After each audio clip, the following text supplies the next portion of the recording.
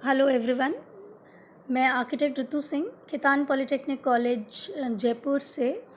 Subject code AR301 history of architecture में unit 1.4 जो कि इस्लामिक आर्किटेक्चर इन इंडिया की फोर्थ डायनेस्टी है, सैयद डायनेस्टी, उसके बारे में डिस्कशन करूँगी। इस्लामिक आर्किटेक्चर इन इंडिया की जो ये प्रेजेंटेशंस हम देख रहे हैं, इसके एक्सट्रैक्ट्स मैंने Islamic architecture in India book जो है बाय पर्सी ब्राउन उससे लिए हैं, and reference sources, sketch, pictures वगैरह हमने नेट से अवेल करी हैं। सैयद डायनेस्टी का टाइम पीरियड 1414 टू 1451 हम उसको मानते हैं। तैमूर इन्वेडेड इंडिया, उसके बाद में बहुत सारी जो हम इस्लामिक आर्किटेक्चर की बात कर रहे हैं, काफ़ी कुछ चेंज हुआ। तो during the 15th century and also in the first quarter of the 16th number of buildings were erected in various parts of Delhi area. 15th century और जो 16th सेंचुरी का फर्स्ट शुरू का जो 25 ईयर्स हैं, उसमें बहुत सारी बिल्डिंग्स दिल्ली और उसके आसपास के एरिया में बनी, जिसमें से पहले तो सैयद डायनेस्टी जो कि फोर्थ डायनेस्टी है इन अ रो इन इस्लामिक आर्किटेक्चर, और फिफ्थ डायनेस्टी लोधीज। तो पहले सैयद डायनेस्टी के अंडर में बनी एंड देन लोधी डायनेस्टी के अंडर में बनी। पर जो भी आर्किटेक्चर प्रोड्यूस हुआ वो it reflects the broken spirit of time. मतलब वो जो कंसिस्टेंसी, वो जो एलैबोरेटेड और वो जो जेस्ट था, वो एंथुजियाज़म था, वो कहीं मिसिंग नज़र आता है, क्योंकि no great buildings were undertaken और are recorded during this regime. No capital cities were formed, no fortresses, no imperial palaces, no mosques of any importance, no public buildings of any kind they have been appeared or produced. Then the only form of monument that appealed to the rulers were those expressive of dissolution. मतलब जो आप building type, अगर आप typology देखोगे Syed and Lodhi dynasty दोनों में, that is one building जो कि डिसोल्यूशन, मतलब जो कि ख़त्म होने को, वैनिश होने को दर्शाती है। That is they excelled in the memorial to the dead. जो मेमोरियल्स, जो कब्र, जो टोम्स बिल्डिंग्स में उन्होंने एक्सीलेंस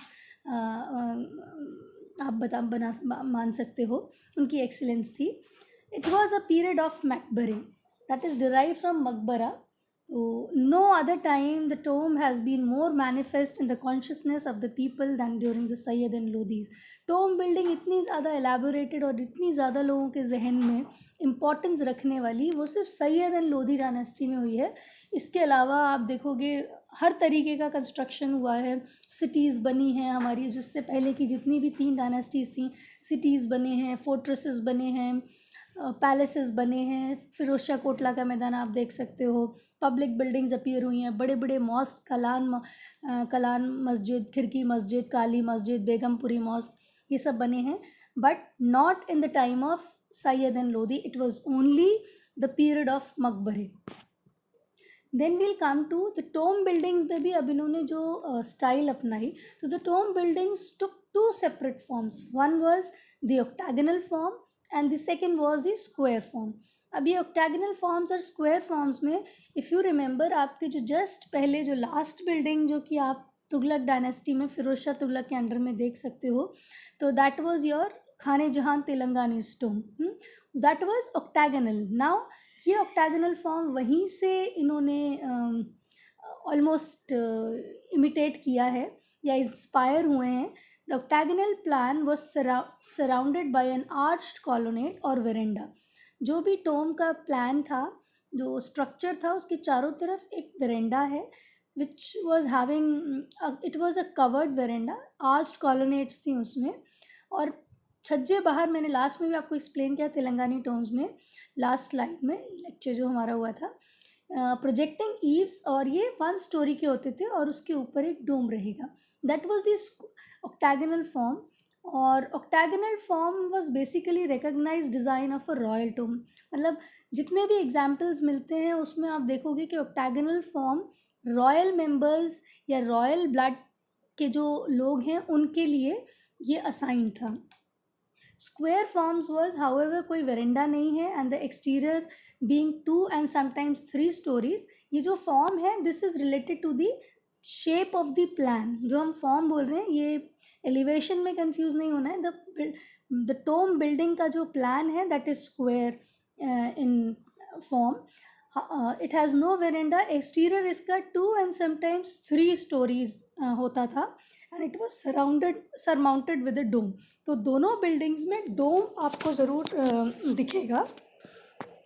और जो स्क्वायर टाइप था, it was reserve for nobles and others of high rank. High ranking officials हो गए या नोबल पर्सनस हो गए, उनके लिए स्क्वायर फॉर्म होगा. तो that was the distinction in between the octagonal forms and the square forms.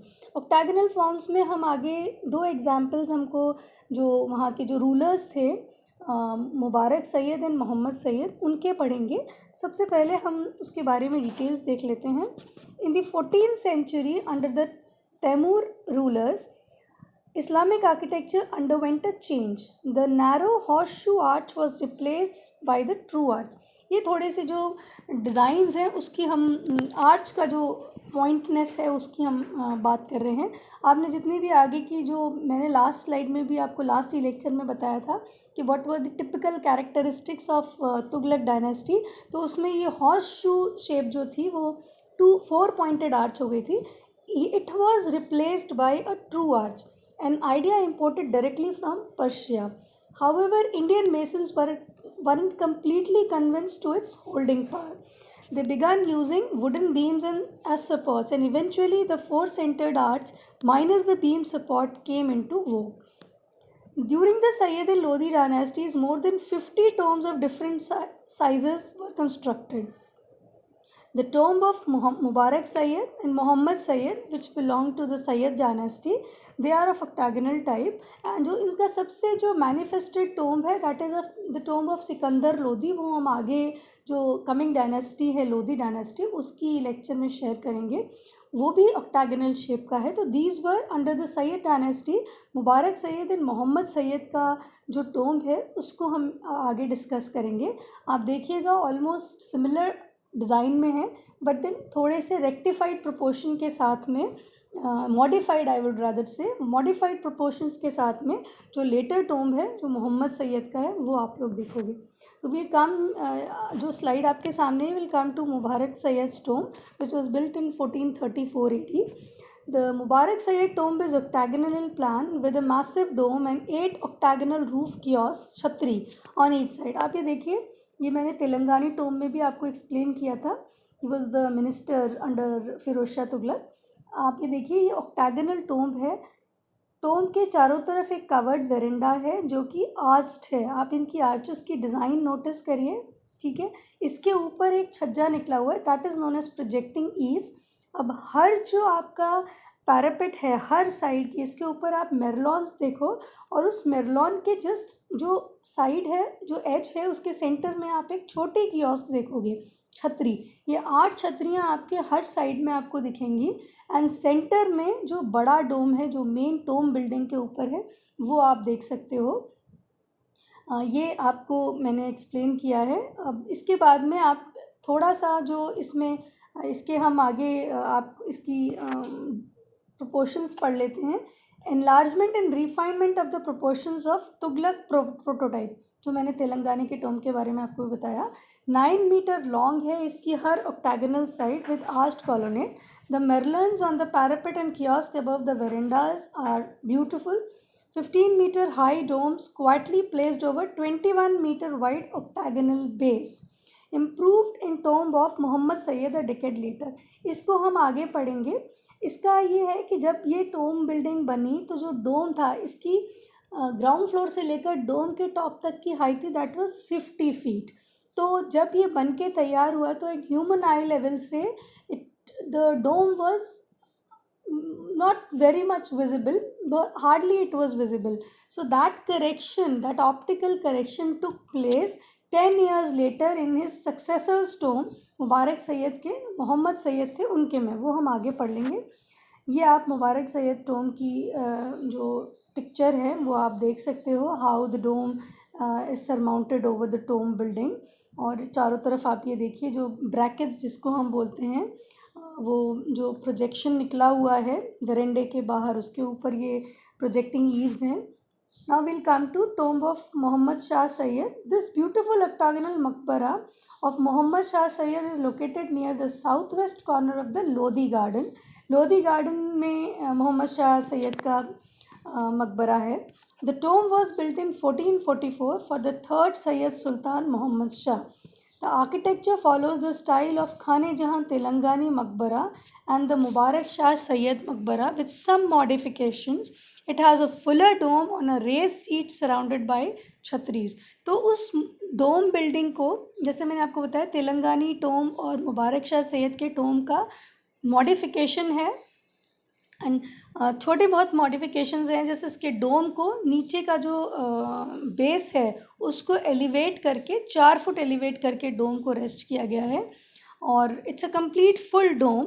Each of the octagonal side has a 3-arch opening bordered by inclined columns at each corner. This is arguably the best example of Sayyid monuments. The tomb is beautifully ornamented and some of the original colored plaster work is still visible. आज भी इसका कुछ जो छोटा मोटा plaster work है original colour में वो नज़र आता है. This is the slide which is in front of you is the tomb of Muhammad Shah Sayyid 1444 का. Just have a look at the beautiful tomb buildings. Incline जो इसके जो हर कॉर्नर पे इंक्लाइन पिलर्स हो रहे हैं, इसको आप नोटिस करो. That is the difference. Dome is now a little bit higher in as you can compare with the picture of Mubarak Shah Sayyid. This was about the tombs of Muhammad Shah Sayyid and Mubarak Shah Sayyid in Sayyid dynasty. The most important part जो आपको याद रखने का है कि the buildings which came only into existence under the Sayyid dynasty were that of tomb buildings.